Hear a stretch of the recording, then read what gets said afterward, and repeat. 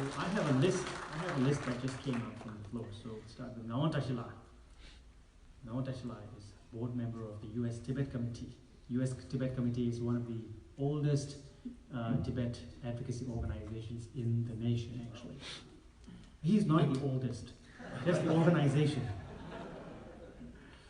Tashidilek, Honorable Congressman, and others who are attending this event. I would like to express some of my concerns with a kind of request too. Just now, Honorable Congress member has told us many unbearable situations in Tibet, the human rights exploitations, human rights worst situations are going on. But then, the thing is, what is the objective of the Chinese government to making such kind of troubles over there? That we have to find out. And Chinese government, in my perceptions, in my opinions, they don't want Tibet, they don't want Tibetans, they don't want Tibet because they are systematically changed the names of all places in Tibet. So they don't want to exist Tibet in this globe. So therefore, it's my opinion. I'm just thinking that our former president went to Beijing, and at that time he stated that considering the Tibet as a part of China, that consideration is actually not working, as well as it is not true on the basis of the history.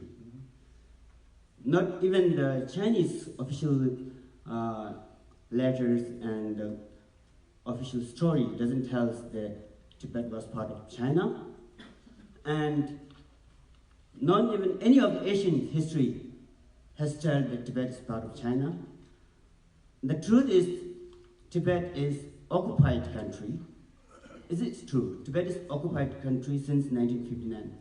So I just would like to, is there any ways to authenticate the US authentications towards Tibet, how it is considering? And that also impact on the Tibetans who are staying in here too. Because someone born in Tibet, when they say this, I was born in Tibet, then they write he was born in People's Republic of China. So that is actually not true. He was not born in China, but born in Tibet. And then that also reflects on the voters too, the citizens who are voting over here. I saw in newspaper once time, the people representing from many nations, that China is, come and share us. So that it reflects on the voters too. There's no Tibetan Americans are voting for any of the Congress member or senator, whoever, even the president. The Chinese Americans are voting. It seems that none of Tibetans are coming under that, because their document says that they're China, not Tibetans.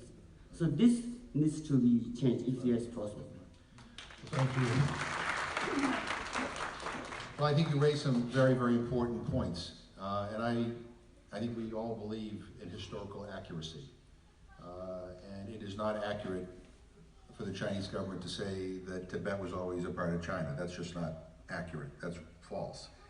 And I think one of the things the Commission hopes to do in the fall is to do a high-level briefing on this very issue, and bringing in people who have been doing research and who have the documentation to be able to make it crystal clear that Tibet was not always a part of China. In fact, Tibet is occupied by China. That is just the fact. And I think in terms of U.S. policy, and in terms of the way members of Congress and the way the State Department here in the United States refers to this part of the world, it ought not to lump Tibet in with China. It ought to say China and Tibet, or Tibet and China, because and whatever the way forward is, and His Holiness has outlined the third way. If that's the way of the future, fine. But history ought to be accurate.